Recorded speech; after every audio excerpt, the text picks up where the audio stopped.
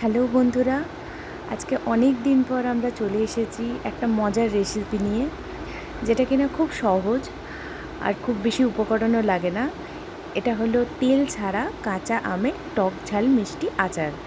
তো এটা বানানোর জন্য খুব বেশি সময় সাপেক্ষও নয় এবং খুব মুখরোচকও হয় খেতে। তো আমরা গরমকালে প্রায় বাঙালি বাড়িতেই বানানো হয়। তো আমরাও আজকে একটা ছোট্ট চেষ্টা করলাম। ভুল ত্রুটি হলে অবশ্যই ক্ষমা করবেন।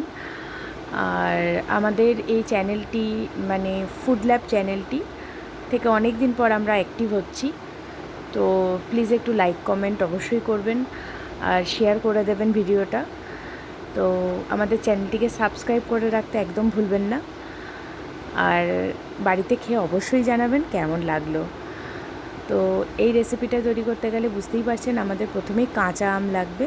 তো দেখে নেওয়া যাক কী কী লাগছে। তো আমরা এখানে চলে এসেছি, কাঁচা আমগুলো ছাড়িয়ে নেওয়া হচ্ছে এক এক করে, এবং কাঁচা আম ছাড়িয়ে নিয়ে আমরা ধুয়ে নেব।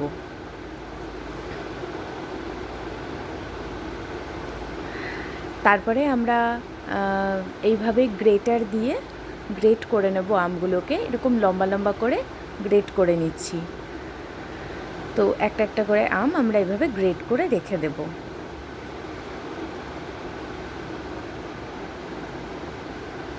দেখতেই পাচ্ছ কি সুন্দরভাবে গ্রেট হচ্ছে। আর এদিকে আমের আচার বানানোর জন্য যে ভাজা মশলাগুলো লাগবে তার মধ্যে আছে হচ্ছে গোটা ধনে, গোটা জিরে, মৌরি, পাঁচফোড়ন, শুকনো লঙ্কা আর মেথি। এটা আমরা শুকনো কড়াইতে নাড়াচাড়া করে একটু ভাজা মশলা রেডি করে নেব, যেটা আমরা আমের আচারের ওপরে ছড়াবো। তো এই প্রসেসিংটা আমরা পরে দেখাচ্ছি। তো আমরা জোগাড়টা করে নিয়েছি, এই কটা উপকরণ দিয়ে আমরা ভাজা মশলা রেডি করব। আর এদিকে আমি চলে এসেছি, 2 কাপ চিনি গুঁড়ো করে নিয়েছি।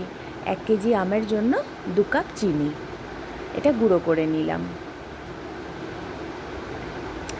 দেখো, এবারে আমরা চলে এসেছি, সবকটা আম আমরা এভাবে গ্রেট করে সুন্দর করে রেখেছি।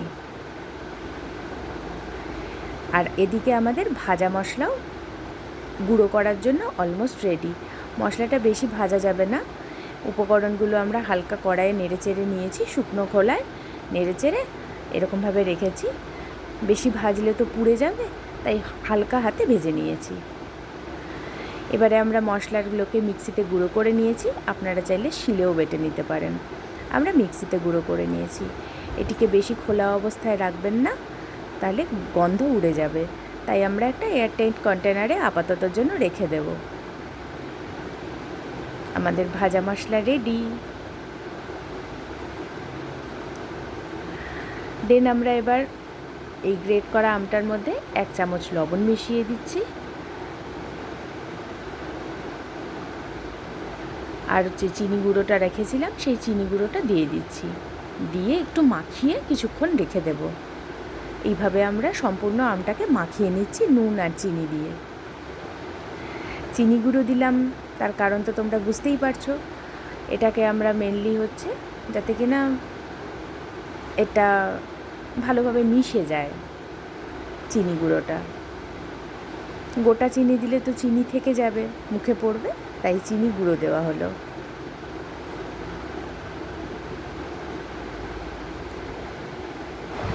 এবার আমি নুন চিনি মেশানো যে আমের মিশ্রণটা ছিল সেটাকে কড়াইতে দিয়ে দিয়েছি।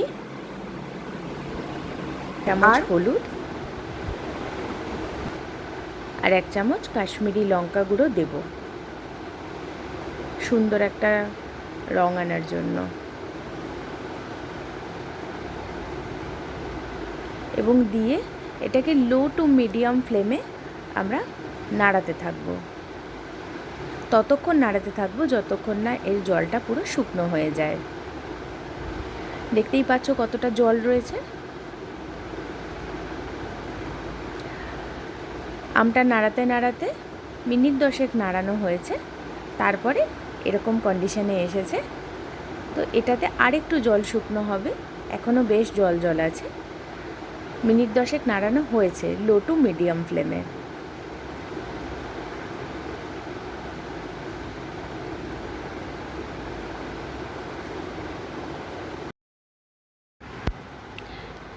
এবার আমরা চলে এসেছি একদম শেষ পর্যায়ে।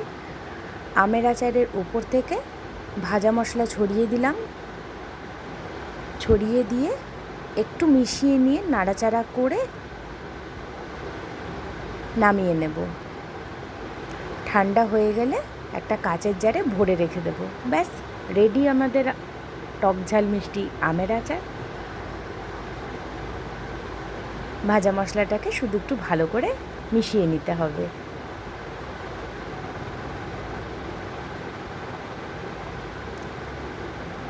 দেখতেই পাচ্ছ কিরমভাবে থালায় আমরা সার্ভ করে দিয়েছি। এটা একটু ঠান্ডা হয়ে আসলে তারপরে আমরা কাচের জারে ট্রান্সফার করে দেবো। তাহলে এইভাবে আপনারাও বাড়িতে বানিয়ে ফেলুন কাঁচা আমের তেল ছাড়া টক ঝাল মিষ্টি আচার। কেমন লাগলো অবশ্যই কমেন্ট করে জানাবেন, ভুলবেন না যেন।